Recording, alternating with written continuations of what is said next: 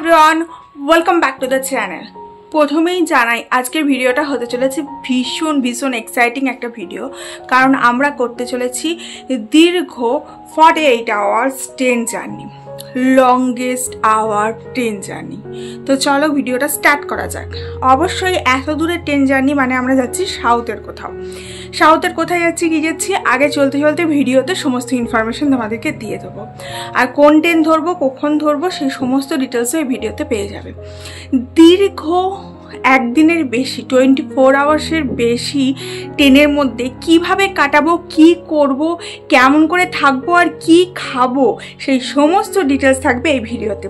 আর সব থেকে বেশি ইন্টারেস্টিং হতে চলেছে এই ভিডিওটা, কারণ হচ্ছে এই ট্রেনটা আমরা যাচ্ছি ফার্স্ট ক্লাস জার্নি করব। ফার্স্ট ক্লাসে এই প্রথম আমার এক্সপিরিয়েন্স হবে এবং প্রথম এক্সপিরিয়েন্স তোমাদের সাথে তুলে ধরবো এই ভিডিও দ্বারা, কারণ ফার্স্ট ক্লাস ট্রেন জার্নি এর আগে আমি কোনোদিন করিনি। তো ফার্স্ট ক্লাস কোচ কেমন হয়, তাতে ফেসিলিটি কী থাকে, অ্যাডভান্টেজ কী কী থাকে, অবশ্যই ডিসঅ্যাডভান্টেজ কী কী থাকে, সেই সমস্ত থাকছে এই ভিডিওতে। তো চলো ভিডিওটা স্টার্ট করা যাক। ফুল রেডি হয়ে নিয়েছি, একটা কমফর্টেবল কুর্তি পরে নিয়েছি, লেগিংস পরে নিয়েছি। এখান থেকে আমাদের ট্রেন নয়, আমাদের হাওড়া থেকে ট্রেন আছে। আমরা এখান থেকে জার্নি শুরু করছি দুর্গাপুর থেকে। দুর্গাপুর থেকে আমরা হাওড়া যাব হুলে, এবং হাওড়া পৌঁছে আমরা হল্ট করব। আমরা স্টেশনেই একটা হল্টিং রুম নিয়ে নেবো, পার আওয়ার বেসিসে ওখানে রুম পাওয়া যায়, তো ওখানে রুম নিয়ে নেবো। অ্যান্ড দেন ওখানে থেকে রাত্রেবেলা আমাদের ট্রেনটা আছে, তো রাত্রেবেলা ট্রেনটা আমরা চাপবো হাওড়া থেকে। বোর্ডিং করার সময় হচ্ছে মোটামুটি 11:15 ওরকম সময়, তো আমরা ডিনার করে নিয়েই উঠবো। অ্যান্ড দেন তোমার ট্রেনে চেপে জাস্ট ঘুমিয়ে পড়বো। তারপরে কালকের পুরো দিন আমরা ট্রেনে থাকছি, সকালে দুপুরে রাত্রি, তারপরের দিন গিয়ে নামবো। তো এতটা train, longest hour train journey, তাও ফার্স্ট ক্লাস এসিতে, কি এমন হতে চলেছে, let's explore. And don't forget to like, share and subscribe Isa's diaries. Love you all my family, Isa's diaries family. Start. Jagannath, আমরা যাত্রা শুরু করলাম। এই যে হাজব্যান্ড মশাই, আর এই যে আমার কন্যা। চলো, আর এই যে আমাদের লাগেজ, আর পিঠে তিনজনের তিনটে রয়েছে। Let's start the journey. আমরা এখন পৌঁছে গেছি দুর্গাপুর স্টেশনে। দুর্গাপুর স্টেশন থেকে আমরা ধরবো হুল এক্সপ্রেস, দেন পৌঁছাবো হাওড়া। হাওড়া পৌঁছাতে আমাদের বিকাল বা সন্ধে এরকম হয়ে যাবে। দেন আমাদের হাতে থাকবে 3 থেকে 3.5 ঘন্টা, রাত্রেবেলা 11:15 নাগাদ ট্রেন। তো হাওড়াতে আমরা ঠিক করেছি একটা রুম নিয়ে নেবো, পার আওয়ার বেসিসে রুম পাওয়া যায়। অ্যান্ড দেন ওখানে খানিকক্ষণ ওই 3-3.5 ঘন্টার মতো হল্ট করে ডিনার করে ফ্রেশন আপ হয়ে আমরা আবার ট্রেনে চাপবো, কারণ নেক্সট ট্রেনটাতে আমাদের 2 দিনের টানা জার্নি আছে। আর ড্রেস যেগুলো চেঞ্জ করার থাকবে সেগুলোও চেঞ্জ করে নেবো। যারা হাওড়া থেকে যায় এই ফেসিলিটিগুলো, সুবিধাগুলো তারা পায়। আমরা যেহেতু আরও আমাদের বেশি জার্নি করতে হয়, তার জন্য সকাল থেকে বেরোতে হয়, তার জন্য একটু জার্নিটা বেশি হয়ে যায়। নেক্সট আমরা হুলে চেপে পড়েছি। এবার হুলে আমরা এসি বুক করেছিলাম, কারণ প্রচণ্ড গরম, তো তার জন্য। কিন্তু ব্যাপারটা হচ্ছে আজকে আবার বাইরে প্রচুর বৃষ্টি হচ্ছে। বাইরে প্রচণ্ড ঘেমে গেছিলাম, এসে চুল খুলে দিয়ে রিল্যাক্স করে বসে আছে। আর আমার মেয়ে রয়েছে শ্বশুর শাশুড়ির কাছে। শ্বশুর শাশুড়ির সাথে যাওয়ার এটা একটা বিশাল বড় অ্যাডভান্টেজ, যে বাচ্চাকে কখনোই সামলাতে হয় না, পুরো বাচ্চার দায়িত্বটাই শ্বশুর শাশুড়ি নিয়ে নেয়। ট্রেনে উঠে একটু ঘুম পাচ্ছিল, আর হালকা বৃষ্টির ওয়েদার, তার উপরে এসিতে বসে আছি, বেশ ঠান্ডা লাগছিল, মনে হচ্ছিল কফি খাই। তো এখানে কফি অর্ডার করেছিলাম, তবে কফির রেঞ্জটা একটু হাই। এখানে 20 রুপিস করে চা কফি বিক্রি করছিল। তো এখানে কফি নিয়ে কফি খেতে বাইরে বৃষ্টির আমেজ জাস্ট উপভোগ করছিলাম। তারপরেই চলে এলো ঝালমুড়ি, যেটা ট্রেন ছাড়া কোথাও পাওয়া যায় না। আর ঝালমুড়ি খেতে ভীষণ ভালো লাগে। তো এখানে একটা ঝালমুড়ি অর্ডার করে দিলাম। এখন ঝালমুড়ি বানাচ্ছে দাদা, আর ঝালমুড়ির মধ্যে ওই যে নারকেলটা থাকে ওটা বললাম কুচি করে দিতে, বেশ ভালো লাগে খেতে। আগে একটা সময় ঝালমুড়ি ফেভারিট ছিল, ঝালমুড়ি ছাড়া চলতোই না যখন কলেজে পড়তাম, জার্নি করতাম। তো যাই হোক, এখানে ঝালমুড়ি নিয়ে নিয়েছি। এখন বাইরে বৃষ্টি আর হাতে ঝালমুড়ি, এটা এনজয় করতে আমরা এগিয়ে চলবো হাওড়ার দিকে। জার্নি করার আসল মজা হচ্ছে খাওয়ায়। তুমি যত জার্নি করবে তত টুকটুক টুকটুক করে একটু একটু খেতে থাকবে, দেখবে জার্নিটা কখন পেরিয়ে গেছে বুঝতে পারবে না, আর যেতেও মজা লাগবে। তার জন্য ছোটো খাটো টুকটাক খাবার খেতে খেতে কিন্তু যেতে বেশ ভালো লাগে। আর কিছু কিছু জিনিস, পার্টিকুলার জিনিস শুধুমাত্র ট্রেনেই পাওয়া যায়। এই ঝালমুড়িটা, তারপরে ধরো লেবু চা, তারপরে ধরো সেই ছোট ছোট লাল লাল চকলেটগুলো, লাল সাদা সবুজ বিভিন্ন ফ্লেভারের চকলেটগুলো, ওগুলো আমি দেখেছি ট্রেন ছাড়া অন্য কোথাও পাওয়াই যায় না। সব থেকে ভালো দেখলাম হুলটা এইভাবে পরিষ্কার করছে, এর আগে তো কখনো এটা চোখে পড়েনি। যাই হোক, এবার হুলটা পরিষ্কার করে দিয়ে গেল। এদিকে বৃষ্টি পড়ছে, আর বৃষ্টির আবহাওয়া দেখতে বেশ ভালো লাগছিল, আমারও একটু একটু ঠান্ডা লাগছিল। তো আবার এক কাপ কফি অর্ডার করে নিলাম, কফিটা কিন্তু বেশ টেস্টি করছিল। আর এদিকে একটু গায়ে ঢাকাও নিয়ে নিয়েছি, কারণ ঠান্ডা ঠান্ডা লাগছিল। ওদিকে মেয়েকেও আমি পরিয়ে দিয়েছি একদম, ওরও আমি এক্সট্রা ক্যারি করি, আবার আমিও আমার এক্সট্রা ক্যারি করি। অন্য সময় তো উলেন র্যাপার ক্যারি করি, বাট আজকে আর সেটা নেওয়া হয়নি। আজকে আমি যেটা নিয়েছি সেটা হচ্ছে এমনি একটা র্যাপার নিয়ে গেছিলাম, আর বাবুর জন্য স্ক্র্যাপার নিয়ে গেছিলাম, আর এমনি একটা নর্মাল টি শার্ট নিয়ে গেছিলাম। আর এদিকে এখন অর্ডার করেছি লেবু চা। এই জিনিসটা আমার এত ভালো লাগে না কি বলবো। আর কলকাতার ট্রেন থেকে, মানে হাওড়া থেকে যদি মেছেদা লাইনে কোথাও যাও, তাহলে দেখবে একটা জিনিস খুব ভালো পাওয়া যায়, সেটা হচ্ছে আমলকি চাটা। কাঁচা আমলকি কেটে চাট বানিয়ে বিক্রি করে, ওটাও কিন্তু বেশ টেস্টি লাগে খেতে। এগুলো আমি দেখেছি শুধুমাত্র ট্রেনেই পাওয়া যায়, অন্য কোথাও পাওয়া যায় না। যাই হোক, এই যে এইদিকে আমাদের দুজনের দুটো সিট ছিল, আর আমাদের ওই পাশে 3টে সিট ছিল, ওখানে শ্বশুর শাশুড়ি আর মেয়েটা বসেছিল। এখন বাচ্চা 6:35, আর আমরা পৌঁছে গেছি হাওড়া। আমার বর হাজব্যান্ড কোথায় গেছে রুম দেখতে। আমরা খানিকক্ষণ হল্ট করবো, মোটামুটি 3 to 4 আওয়ার্স মতো হল্ট আছে, দেন তারপরে আমাদের ট্রেন আছে। এখন হাওড়া স্টেশনে আমরা ওয়েট করছি। হাওড়া স্টেশনের দুদিকেই ফুড কোর্ট রয়েছে, এদিকে সাউথে আর ওদিকে নর্থে। আর তোমার দুদিকেই তোমার ফুড কোর্টের লাগোয়া রুমও রয়েছে। এগুলো তো সরকারি নয়, প্রাইভেট। পার আওয়ার হিসেবে তুমি লঞ্চে এক্সিকিউটিভ চেয়ার নিয়ে বসতে পারো, পার আওয়ার হিসেবে 50 রুপিস নেয়। আমরা এখন এক্সিকিউটিভ লঞ্চে বসে আছি, এরপরে রুমে চেক ইন করবো। রুমটা পরিষ্কার হচ্ছে, তারপরে রুমে আমরা মোটামুটি 3 আওয়ার্স মতো থাকবো। তারপরে এখানে সাউথ থেকে আমরা ট্রেন আছে, আমরা এখানে রয়েছি সাউথ ফুড কোর্ট জায়গাটা।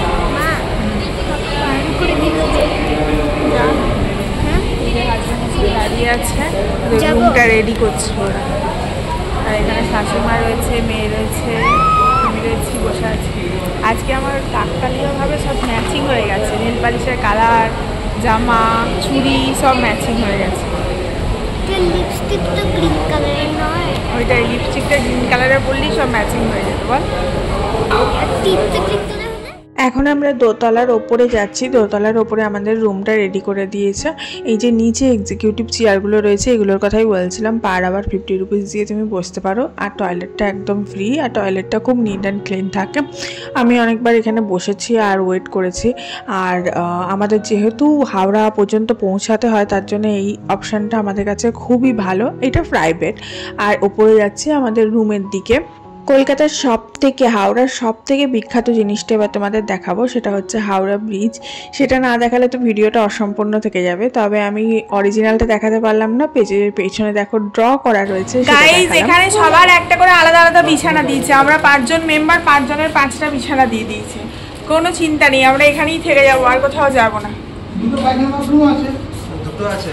বাট এখানে স্মোকিং আর অ্যালকোহল রেস্ট্রিক্টেড আছে, ঠিক আছে? এই দেখো বেসিনটা দেখো কি সুন্দর।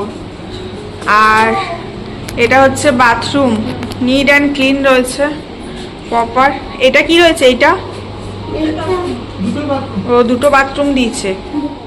এই রুমগুলো হচ্ছে সাউথ ইস্টার্ন, এটা সাউথ ইস্টার্নে পার 100 এক্সিকিউটিভ রুম আছে, তাই তো?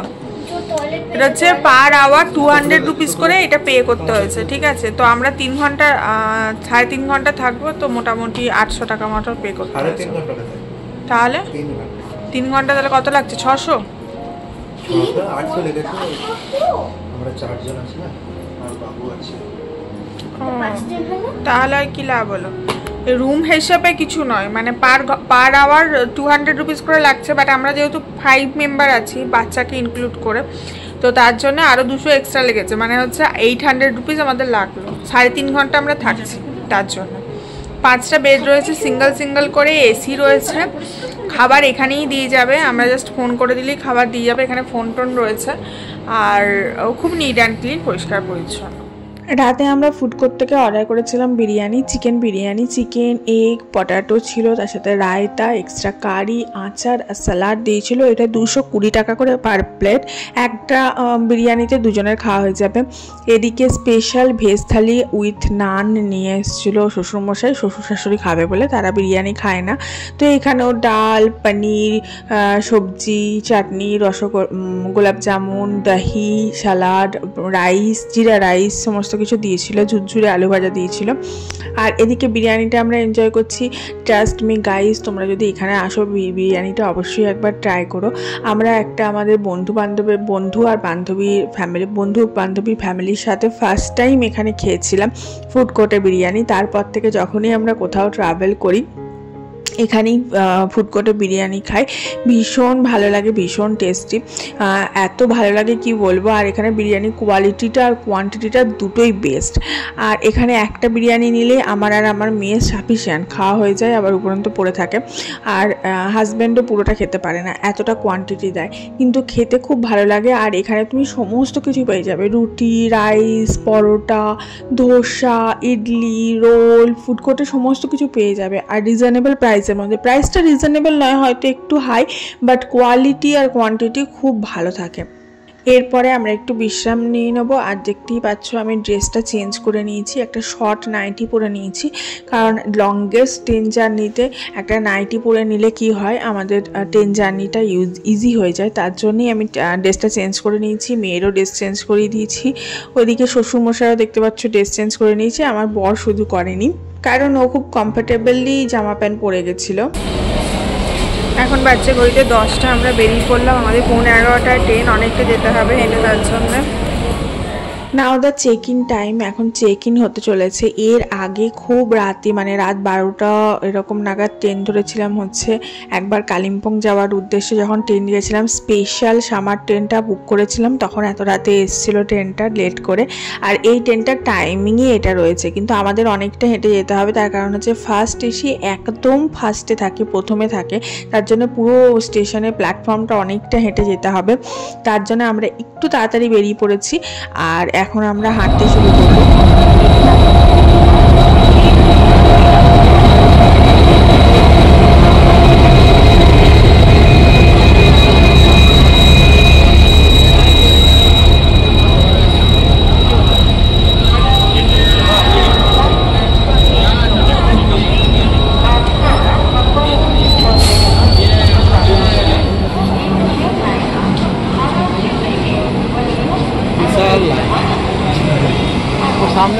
ফার্স্ট এসিতে ঢোকার সঙ্গে সঙ্গে এরকম একটা বড় করিডোর পাওয়া যায়।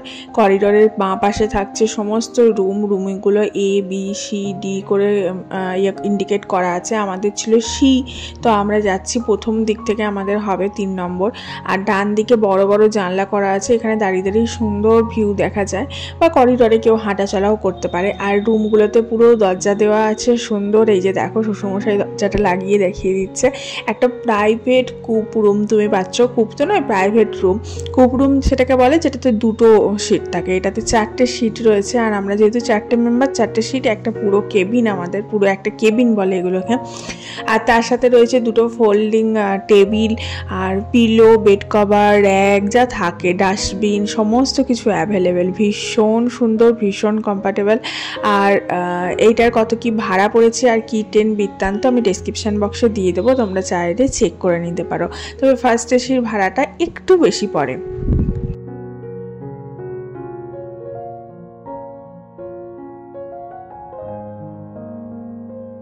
এটা হচ্ছে কূপ রুম, ঠিক আছে, অনলি দুজন অ্যাভেলেবেল এখানে। 4টে সিট নেই, একটা গোটা কেবিন 2টো মানুষের জন্য, পুরো হারুন করার জন্য। আর কূপ রুম বলে এগুলোকে, দারুণ লাগে না?